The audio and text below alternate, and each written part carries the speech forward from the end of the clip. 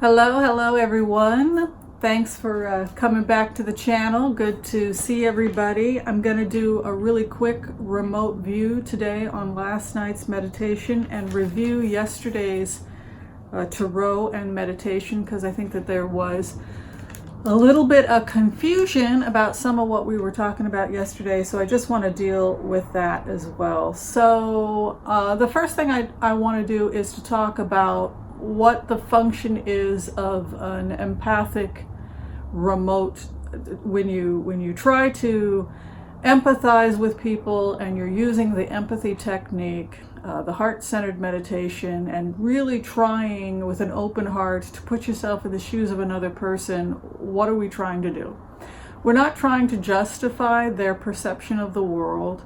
We're not trying to say that we agree with their perception of the world. That's not the function of a heart-centered meditation. The function of a heart-centered meditation is to put yourself, to the best of your ability, into the shoes of another person so you can see life and reality through that lens. And maybe we can learn something about the other person, about their view, and consider their view when considering our own. That's the purpose of an empathic view of the world. That's the purpose of my heart-centered meditation.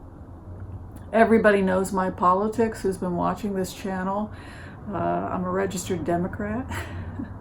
I'm voting for probably Elizabeth Warren in the primaries, but none of that really matters. It doesn't matter who I vote for. It doesn't matter what my politics are, because that's really, she doesn't agree.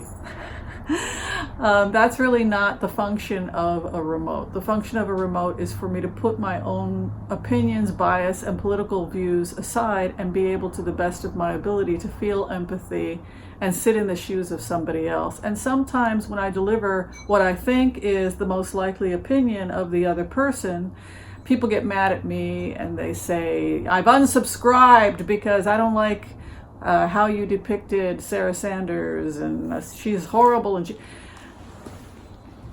my job is not to judge the remote, because as soon as I put my own bias or I judge the information that's coming in, I bias the message, and and then at that point you've undermined your own attempts at empathy.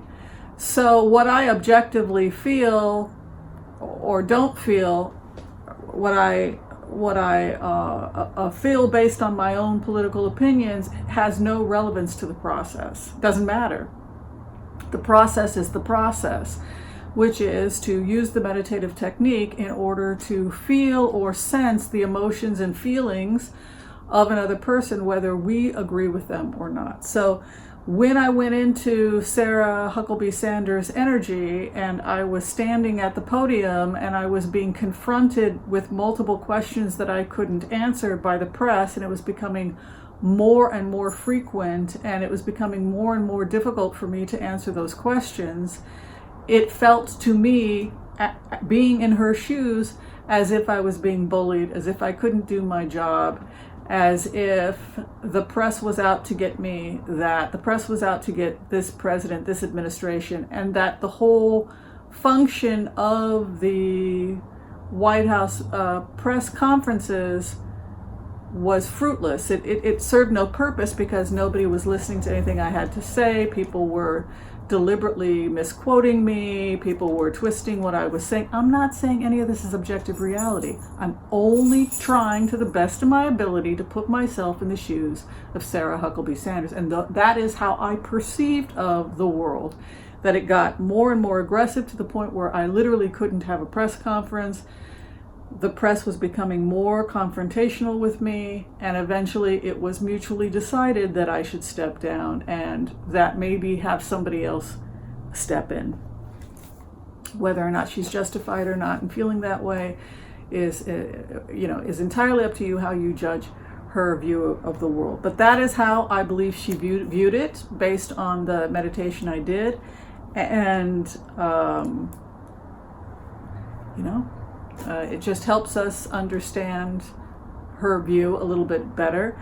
I would be interested in being a fly on the wall to some of those press conferences, seeing them in their totality, just so that I could see both sides, because the opinion from the press is that press is being suppressed. We have to support the press. The opinion from Sanders, when I got into her energy, was I'm not allowed to do my job. They're deliberately misunderstanding and misquoting me to fight with me. Now, seeing those two sides, it would be interesting for me just to objectively, as an observer, just watch the dynamics, sit back and watch the dynamics and see, both sides of it. All right, so that's the purpose of a remote view. It's not for me to put in my personal spin. We all do that. Readers are biased, but a good reader is one that can put their own personal bias aside and objectively just look at data, objectively look at somebody's feelings and emotions and deliver the information without any bias at all. That's the goal, and that's what I'm trying to do when I do remotes. That if you really get to the point of, if you're talking about somebody like a Tibetan oracle, there is no self left. They've gotten to a point where there is no self. There's simply the information, and so, we want the goal of a good reader is to be without bias.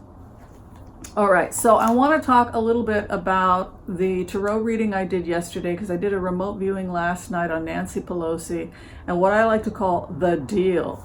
And what it looks like, based on, it's very complicated, based on what I was able to sense or feel last night, it's as if some key moderate Republicans that are trying to be reelected in 2020 that are in swing states like the Midwest are willing to get behind Pelosi and support impeachment, but she has to start the impeachment process. In plainer words, they want to rid themselves of this president, but they can't do it until there are impeachment hearings, because impeachment hearings will grow support for moderate Republicans to dump this president. So they need Nancy Pelosi to help them out by calling for impeachment hearings. So this is the pressure, this is the sweet deal that's happening in private, where moderate Republicans are meeting with her privately and saying, start the impeachment process so that we can get ourselves out of this. And in exchange, we'll give you Biden until 2024. We'll get behind Biden. We won't suppress information. We won't work against you in the impeachment. We will work with you. These are the moderates. These are not the diehard Trump supporters. These are the people that fear they won't be reelected in 2020 and fear this president and fear where this president has taken the Republican Party. So they're meeting privately and they're offering this sweet deal. And the sweet deal is start the impeachment hearings. And when the tide turns, we'll be there in the Senate and in the House to back you up, and we will take a hit.